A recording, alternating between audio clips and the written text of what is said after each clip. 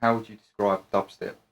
Um, just as like a new underground sound. It's like something new to go out and have it to really. Just like the freshest, most experimental type of music out there, which is what's really grabbed my attention.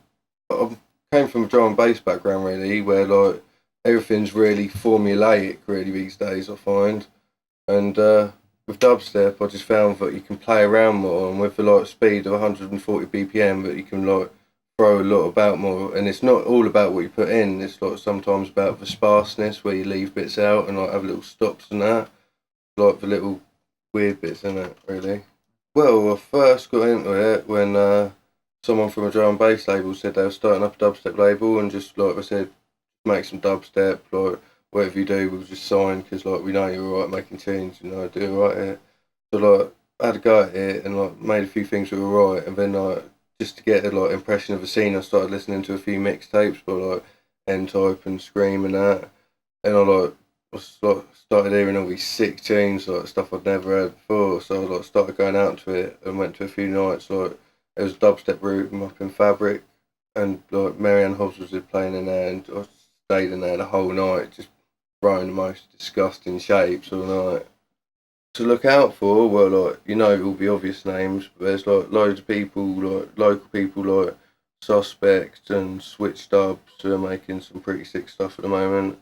And there's like loads of people in Germany, like Ill Bill Bachelor, Raccoon, all the Dirty Dubs crew. They're like banging it out. Stateside, there's DZ, Infiltrator. He's from drum and bass as well, making some proper mad dubstep at the moment. I think like loads of the like former D&B people, like Benny Page is getting into it as well, and like he's making some proper good dub at the moment.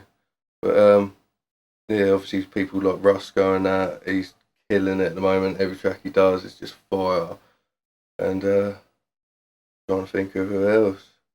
There's so many good people at the moment. Obviously all the hench crew, Commoners Mark, Jakes, White Boy, all them lot, they're making some fire. And Vista, obviously. The list could go on. Well, if you just type in dubstep on Google, loads of little things will come up, and like normally with audio, you can go on getdarker.com, and they have loads of little dub plate sections, like where you can hear the freshest tunes. Any of the radio stations for archives, like Sub FM, Rinse, and Streamism, and if you go on Dubstep Forum actually and go in the dub section, there's loads of people producing really good tunes and just giving them out free just for people to listen to and getting them out there. So that's like been a really good source of material for me for my DJing as well. Just like going in there and looking at what people are doing. It's so like experimental, it could go any way, but what I want to do is just make it get filthier and filthier really, just make sounds that make your anus explode. Got to drop that brown note bass. I've made a tune that's got it in, and I've just haven't dropped it on a big system yet because I don't want to see if like it actually does make people shit themselves. Biggest scenes really in the UK are up north and that at the moment, like Leicester and Nottingham and Birmingham. They've got a massive scene up there. But like even down here, it's spreading. Like last night, I was at a club like locally in Deal doing it, and although it ain't got the mainstream recognition as much, like even though Koki and Benga's Night is doing loads of work for it, it's just still emerging, and all we need is like more Radio One play and all that, and just like get Marianne Hobbs a better time slot as well, so it can be like mainstream instead of 2 o'clock in the morning. Yeah, I'll always send because I've got loads of contacts from D&B, being like in the D&B before. I'm always trying to get them like on the dubstep. Like I've been trying to get Funster to do vocals on a dubstep track, trying to get Simon Bassline Smith and drum sound to do it because I just know they'd be sick at it. But like, don't know. I think drum and bass background people, like, if they're converted, they do make really good dubstep like heads.